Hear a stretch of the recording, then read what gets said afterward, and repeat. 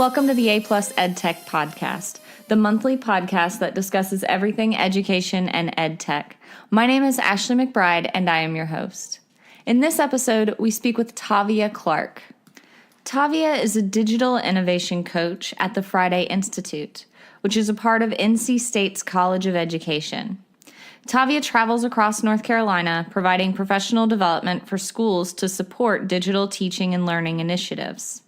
Prior to her work with the Friday Institute, Tavia was an English teacher and a librarian. Tavia loves to read, she loves outer space, and she is a self-proclaimed cat person. In our conversation together, Tavia and I spoke about how teachers can better utilize their librarians.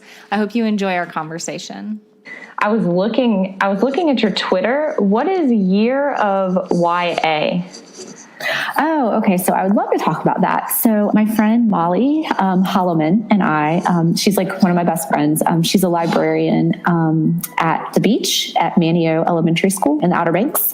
And we decided that we were going to start a young adult book club. And we were going to do it online because this was back when I was still in the library. And she actually writes, even though she's an elementary librarian, she writes young adult books. And I obviously, as a high school librarian, read a lot of young adult. I could talk to my students about it.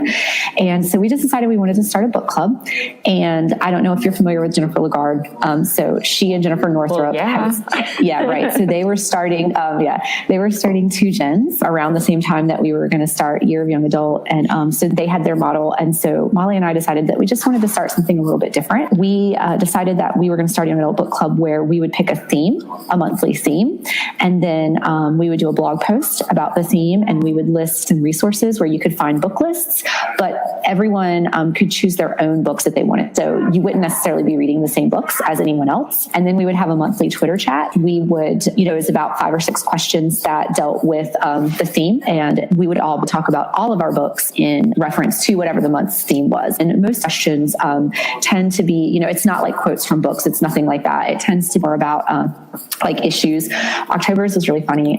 We called it pumpkin spice lit because, pumpkin spice lattes had just come out. So what we did was it was like whatever was hip and because that's like the hip and trendy drink for fall. So whatever was hip and trendy and young adult.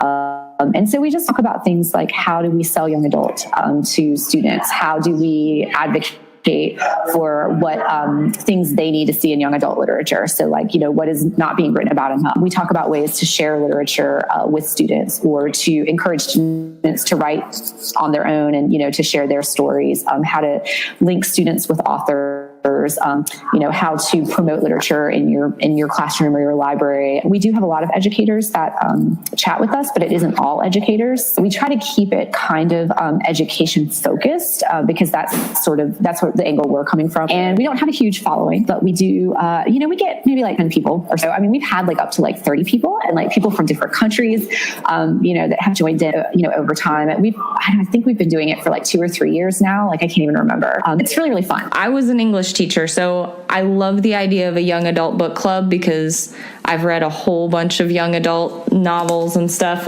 But my question is, how could teachers better utilize, especially in secondary, how could they better utilize the library? I will start by saying that I think a big portion of this depends on the librarian. Just because you're all media coordinators doesn't mean everybody embraces the role the same way. So I think that some of it depends on the type of environment that the librarian sets up. When I was a librarian, I encourage teachers to utilize the library as like an extension of their classroom. And so I constantly try to promote co-teaching experiences where we could work together to do activities, teach lessons. I tried really hard to not just bring technology to the plate, but also bring pedagogy to the plate because I think that's important. So like new pedagogical strategies, or maybe not new, but just different. And sometimes taking things that seem familiar and making them feel new, because I wanted to, let teachers know that I'm about more than just the technology. Like that's an important piece and embedding it seamlessly is important. But I wanted them to know that we start with like pedagogy, right? Like good teaching and learning is part of it. So I think that teachers can can, if that person is willing, rely on that librarian. So if that person is willing to play that role, I would suggest that teachers utilize it as an extension of their classroom and co-teach, because there are things that as a librarian I can bring to the table that maybe I might be an expert in, where a teacher is an expert in his or her content area, right? And I might not be, but I can be an expert in other things like digital citizenship and just different things like that. So I would say that that's a great way to utilize the library. I mean, as far as ELA is concerned, obviously utilizing that person as a go-to resource for literature. I would call myself a book whisperer. I love Donald Miller's books, The Book Whisperer and Reading in the Wild. And when I read those, they changed my teaching life, 100%. And so I'm a huge advocate for a free choice in reading, throwing away class novels, not throwing the books away, but throwing out the class novel kind of pedagogy and letting kids choose what they want to read. And so the last school that I was at before I went to Friday Institute, I brought that with me. And I had one of my English teacher friends who also came to the school at the same time I did, does that model for her classroom. And so we brought that to the school. And so I was able to have the English teachers, for the most part, utilize me as not just for co-teaching experiences, but also as a resource for all things young adult lit. How did you guys work with, because I remember when I was teaching, I did do a lot of the units where everybody was reading the same book, or I pieced it together with them and everything. How do you get students who are normally not readers engaged to go out on their own and read? Because one of the problems I always had was I hadn't read that book, and so I don't know if they're telling me a lie whenever they start doing some sort of project or something. And I mean, I could look into it, but honestly, there's 140 kids and only one of me and 140 books, and the odds of me having read all of them would be. So how did you guys set this up? Because now I'm really interested in that. So yes, that's the first question. I actually just did some PD on this at the schools that I work with through Friday Institute. And so that's the first question we always get is, how do you know that they read? My answer 100% of the time is always going to be, because I let them talk to me about what they read. I let them talk to each other about what they read. They write about what they read. And I think to some extent, we have to stop assuming kids are going to do the wrong thing and start giving them the opportunity to do the right thing. And so sometimes we have to let go of control and stop feeling like we have to have read every book, and we have to test and quiz them to death to make sure that they're actually comprehending what they're reading, and just let them read for pleasure. Let them build confidence in their choice to pick books that they actually will enjoy, and give them the opportunity to share what they're reading, whether that means they're pair sharing, whether that means we're doing book commercials, maybe we're doing, they're writing about what they're reading, maybe they're writing to me about what they're reading, whatever the protocol that you want to use, whatever, giving them the opportunity to not just show us they are knowing what they're reading by taking a quiz, but also applying that through conversation and through writing. So the way that we would do it is we would start, for instance, we'd start this semester, we'll say, because we're high school, so we're block schedule. So we would start the semester with kind of challenging the kids. You're gonna your goal is 20 books for this semester, and you get to pick all the books you want to read. And then we sort of introduce them to genres. We have discussion about what genres are, because part of the thing is kids, especially when they get to high school, have not had much choice in what they read. They've generally at that point been told what they're going to read. The most choice they've probably ever had was in elementary school, and then it's still under so many constraints because it's generally under reading levels. You have to read certain things for AR, that kind of thing. So they've never really been given the opportunity to build their confidence as someone, as a reader, as somebody who can pick a book that's going to work for them. They've never been given the opportunity, other than just maybe very quickly taken to the library and said, get something for SSR and let's go back to the room. And I might give you time to read once a week or whatever, but we're not promoting that as passionate time, right? So we start by talking about genres. We do just, some different acts surrounded by genres. And then they would always come to the library within the first week of school, and we do a really book tasting and speed dating with books. And we'd make it fun. We'd celebrate it. It was great. And generally what I would do is to sort of piggyback off of the discussion about genres that they would have had in her class, I will set up genre tables in the library. And so I'll just take and put like interesting signs up, and I'll set up tables that have all kinds of different genres, but not things just like historical fiction and horror. Like I'll do things like, if you liked this movie, read this book, things that will actually speak to them. I'll think about like what they like from YouTube. I'll think about the TV shows that are big at that point, and I'll make genre tables that kind of go along with those things as well. And so we'll set up genre tables because some kids will go right to the shelves and they have complete confidence in their ability to look at 1,000 books and pick one that they like. But what I find most of the time is that a lot of the kids, when they go into the library, especially if you have a really well-stocked library, even if it's beautiful, even if you have it set up and it looks like Barnes and Noble, it's very overwhelming. And like what kids end up doing is they just end up pulling things off and looking at the covers and saying, I like the cover, so I'll read it. So, and that's fine, because that's the way that some people choose. And so we would honor whatever way they want to choose a book, right? We would honor it.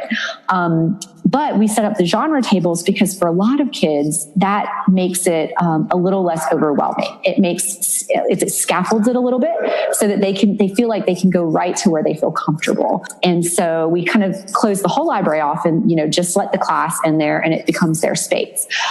We also sometimes do speed dating. So sometimes we'll have them start at the genre tables and we'll give them, have this little form that we would give them, and it uses emojis, and they have to speed date with books. And we'll do it in rounds, and like maybe they'll start at one genre table and then we'll just kind of, like ping pong around the room. They might stay at one table for like 2 or 3 minutes, and then they'll go to the next table and the next table. And they just keep track of books that they think that they find interesting.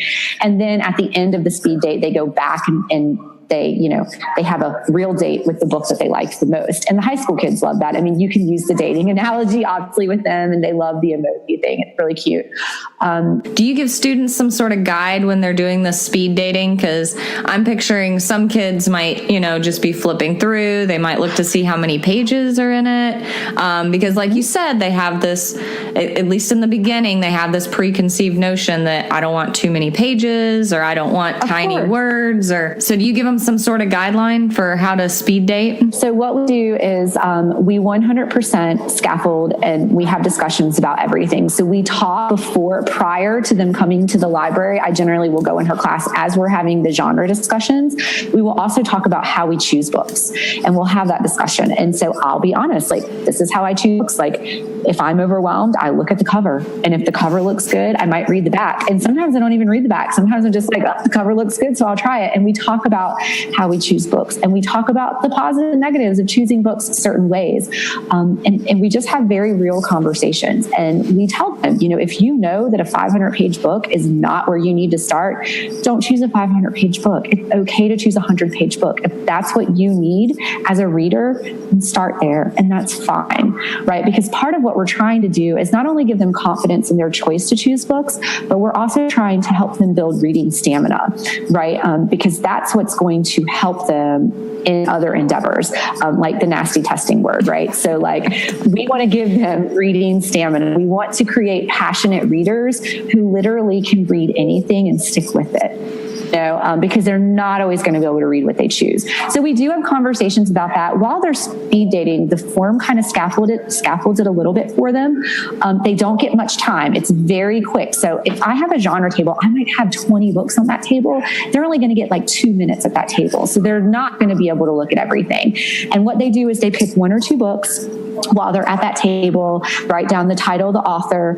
They flip through very quickly, and then they give it a rating. And it would be something like maybe a thumbs up if think I might want to get to know you better. Maybe a heart if I think I'm in love. It's kind of like themed like a date. Cute. And then they have to give me a really like a 1-sentence why. And some kids will say like, the cover looked good and it's only 150 pages. Like, it's doable for me. And I think that's okay. Like, I think that if that's what they need as a reader to like get them hooked and to help them feel like the book that they're choosing is the right book for themselves, then I'm okay with that, because the magic comes in having them get that one book that sets off that passion for reading. And I don't want to stack the cards against them. So I don't want to hand them a 500-page book if really what they need is 150 pages, because a lot of it is the attitude they bring to that reading, right? So like they like the cover, it looks doable, it doesn't look overwhelming for them, then I want them to take that book, right? And if it's more of a middle school level book, I don't care, because guess what? They're reading. And they've chosen that book for themselves, and so we don't put a lot of stipulations on it. We really give them the opportunity to kind of choose for them. We also have conversations about abandoning books, which I know a lot of people would turn their nose up. But I know, and I have a real conversation with them. I only have 20 hours in my day. And if I start reading a book and get like 5 or 6 chapters in and I cannot connect with the book, doesn't mean it's a terrible book. I can't connect with it. Then I'll abandon it and I'll find something else that I can connect with. So we talk to them about that. We give them the space and the freedom to be able to make that choice as a reader, because I don't want them to stick with something if it really isn't something they can connect with. Right. And I'm glad you do that, because I remember when I was teaching, I had some 9th graders, and there was a point where we were reading a book together. My school didn't have a library. I had like this small little library of my own, but we were reading a book together as a class, and I remembered I loved the book, but then we get like 2 chapters in, they're lost, they're not interested. And I just said, okay, guys. So we had a real conversation, and I just said, we're just going to abandon this book. And we talked about what that looked like. And I told them, I gave them a synopsis of the book as I remembered it. And I said, when you get a little bit older, maybe you'll enjoy it. Or if you just think about the fact that you might like this sometime later on down the road. And we moved on to something else. So I think there's an importance in that, because honestly, in the real world, if we're readers to be readers, we're not gonna just pick up something and force ourselves through it. We're gonna put it down if we don't like it. So I like that you do that. Yeah, and I mean it's really about like having those conversations, because I think sometimes we have unreal expectations for our students. And one of the things, so once we get a book, everybody gets a book, right? Like we've done that. One of the things is if you read Book Whisperer and Reading in the Wild, like Donald Miller, she kind of sets up the way that she like approaches, like she uses this approach in her classroom. And so one of the things that we do, or I should say my friend, because I was in the library, I wasn't in the English classroom at this point, but one of the things that she does when she structures her class is we had 90-minute blocks, 87-minute blocks, because of the high school bell schedule. And so she, every single day, they have a dedicated 30 minutes of reading time. Every single day, because one of the things that we don't do often enough, we tell our kids that they need to be readers, and we expect them to be readers, and we expect them to read, but we never give them the chance to practice it.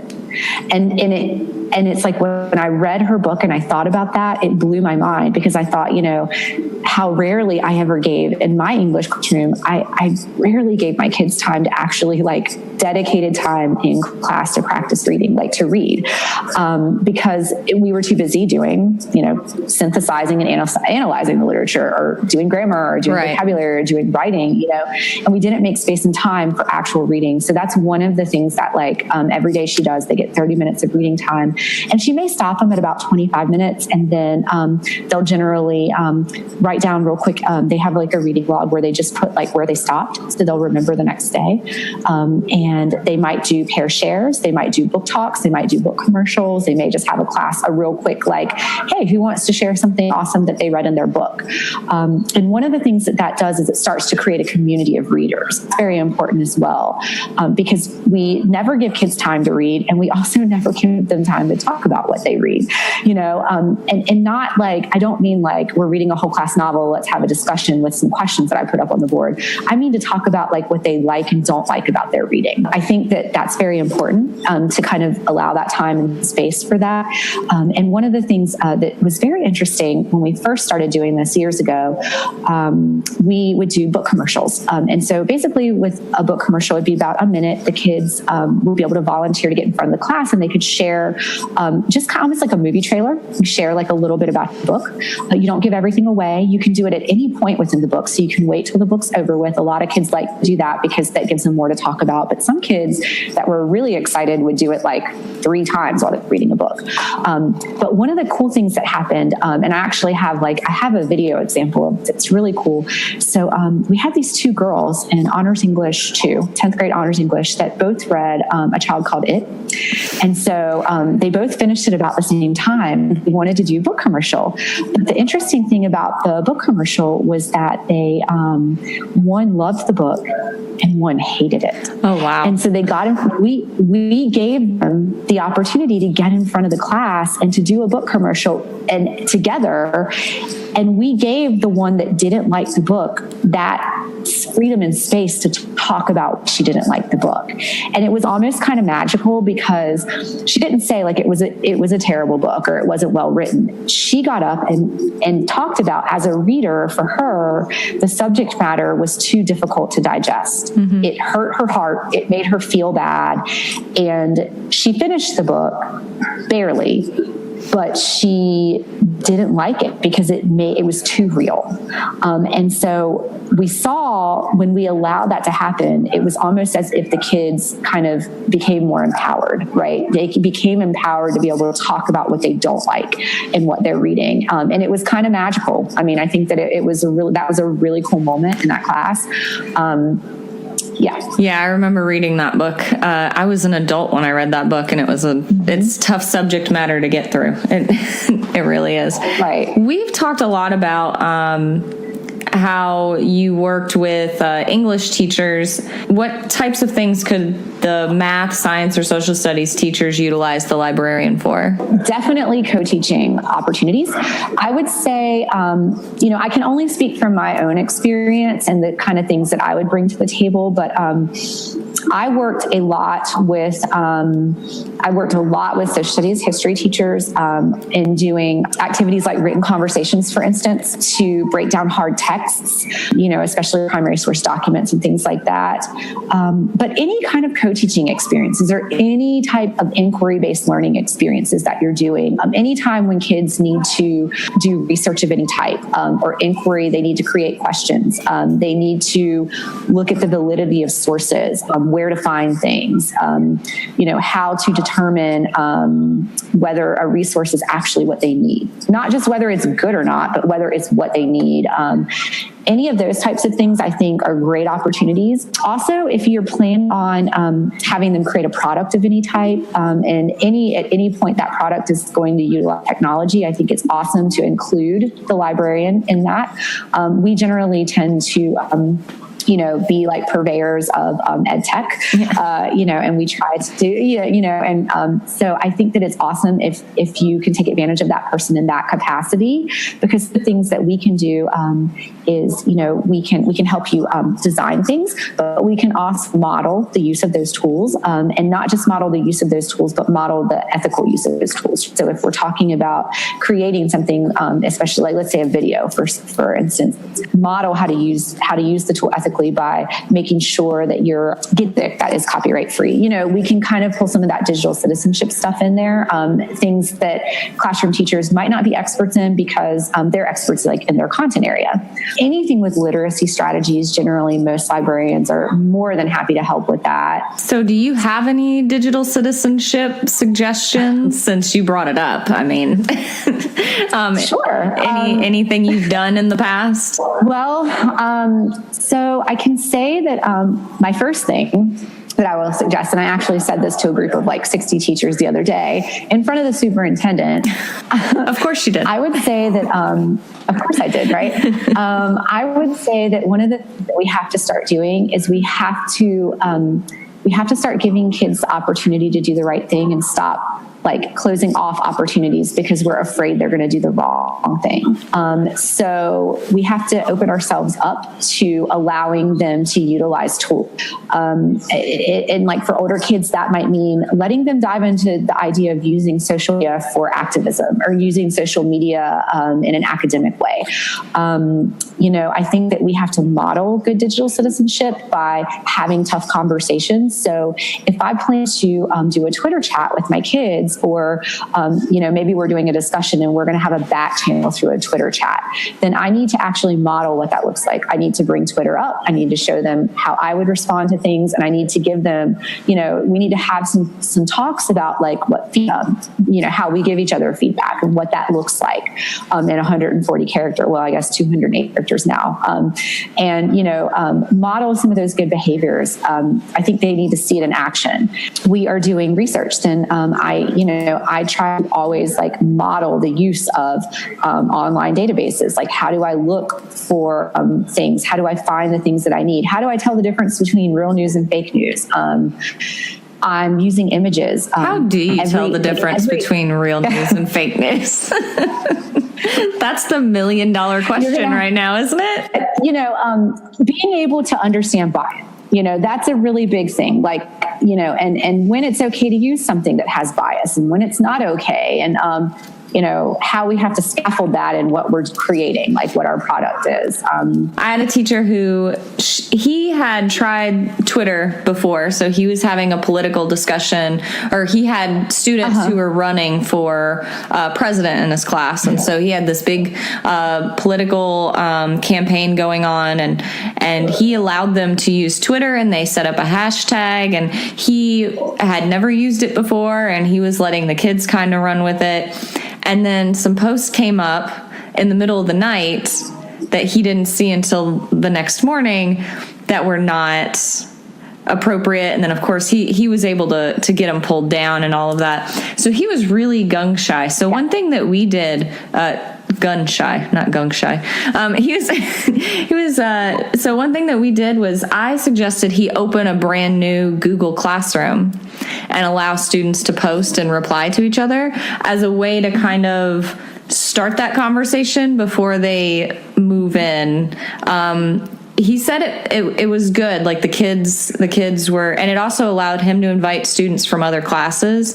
So then it was a closed version of a chat. So that's one thing that we did in order to kind of to bridge that gap, because I know there are some districts, and ours is one of them, that we've started. Students can't get on Twitter on their personal devices. They can on the school devices because we see the academic piece to it.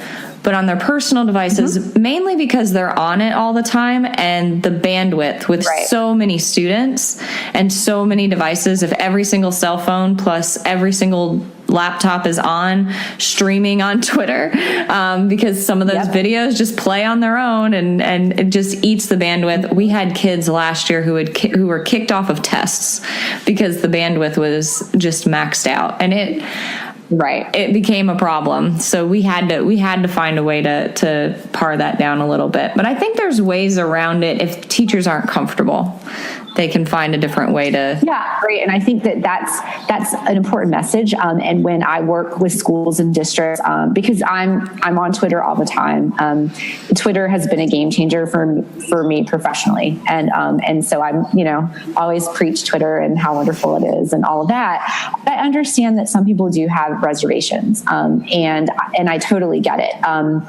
In working with high school kids, that's all of my experience, other than at FI being able to have experiences with different grade levels. But when I was in the classroom and in the library, it was all high school. And I think sometimes it's easy to have tunnel vision when you work with older kids, and you just think, oh yeah, they can handle it. And sometimes they can, and sometimes they can't. But I do think that it's good, like if the teacher's comfort level, if they need it more scaffolded, then something like Google Classroom is awesome. Utilizing something like Seesaw, a tool like that where the kids are accountable because they are logged in under their name. I think that's a good point of possibly using Seesaw too. It allows for the videos and all of that as well. And also I ran into something this year.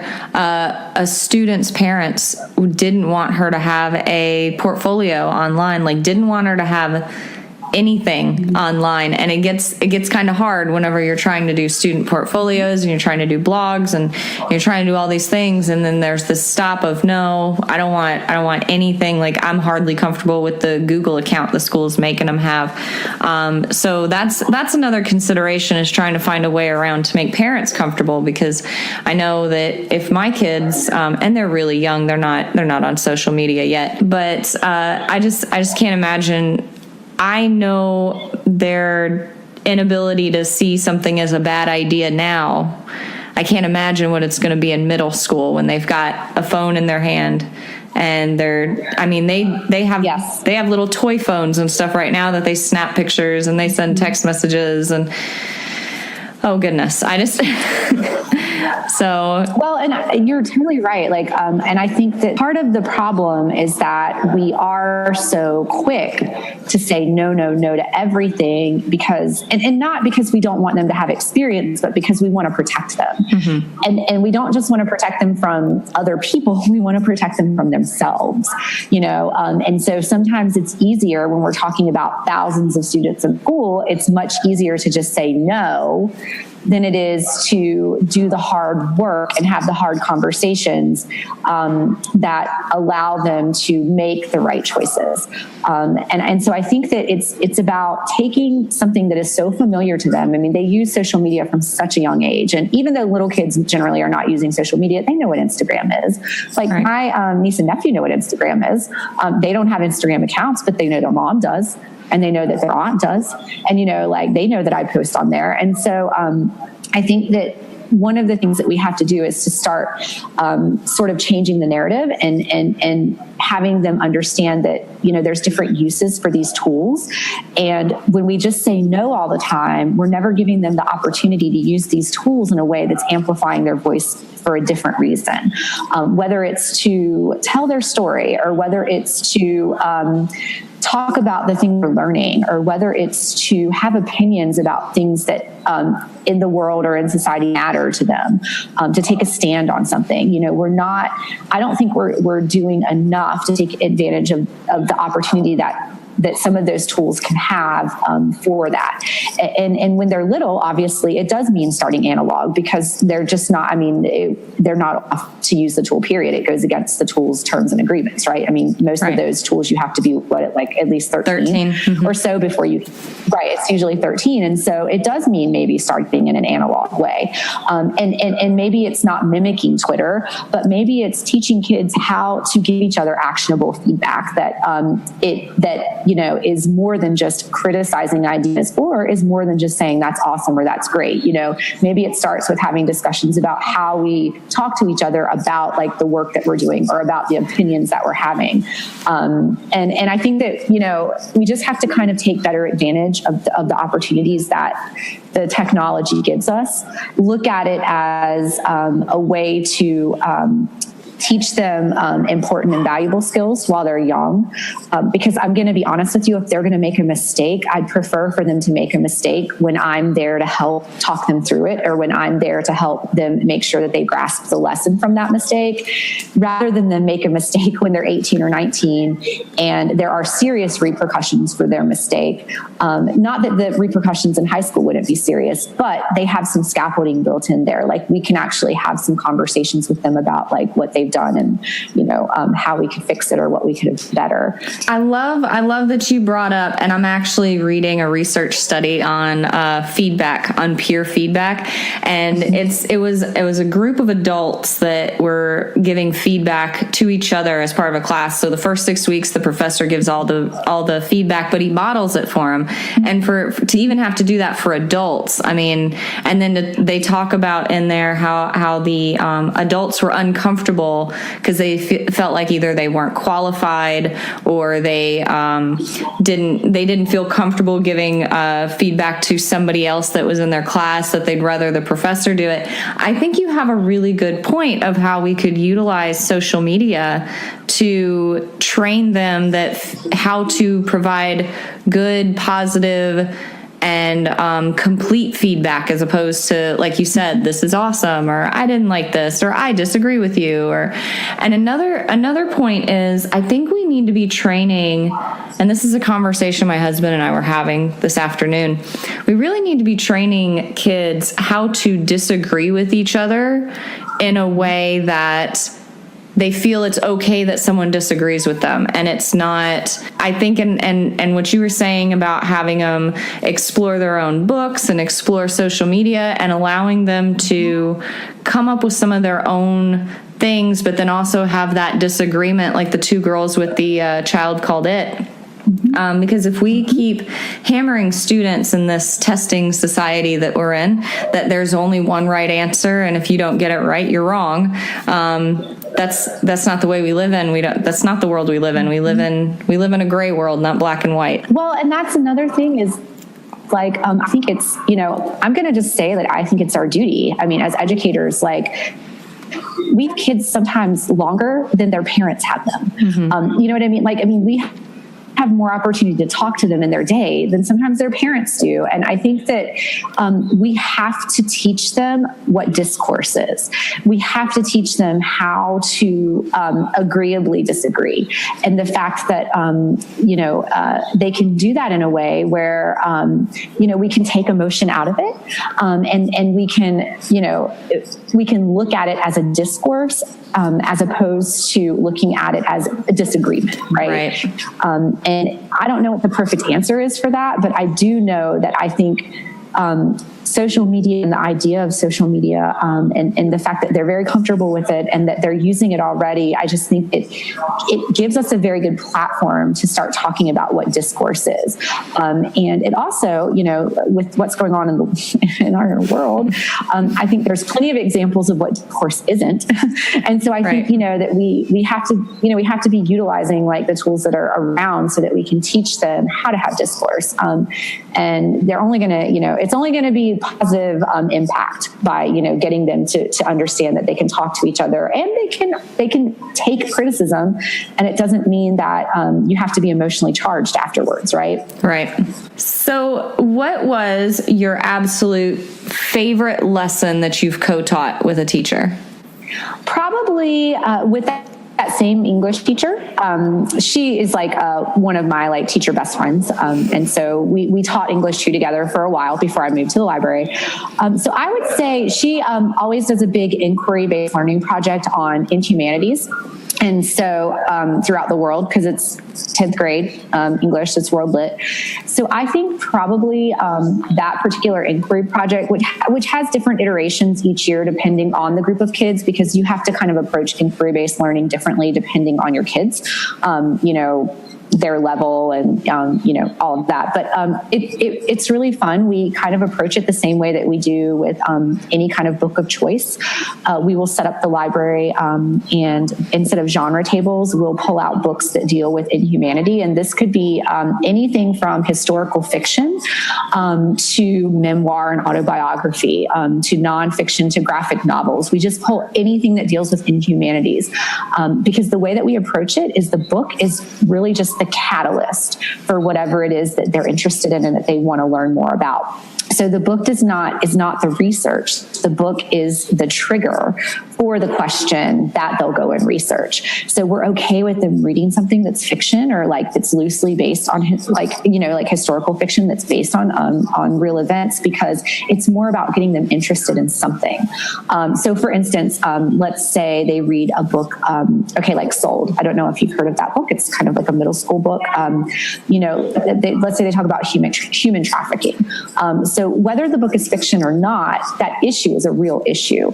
And so if that book that they're very interested in shines some kind of light on an issue, like an inhumanity, then that's what they would, create their inquiry-based learning question. And that's where they go, like their research, that's like sort of the path that they take. So I really, really love that unit that we do. And we co-teach the whole thing. So, I do a lot lot with like getting the books in their hands and kind of helping them through that process. I do a lot with helping her to scaffold, devising the inquiry-based learning question. We chunk it, we take it very slow. We make sure that we're giving them the time and the space that they need in order to, not just jump right into research, but to take their question and see where their question leads, because they start with one question and generally their inquiry-based learning question tends to end up being something else, because they start with something and then it takes them down different paths and they find a piece that they're very interested in.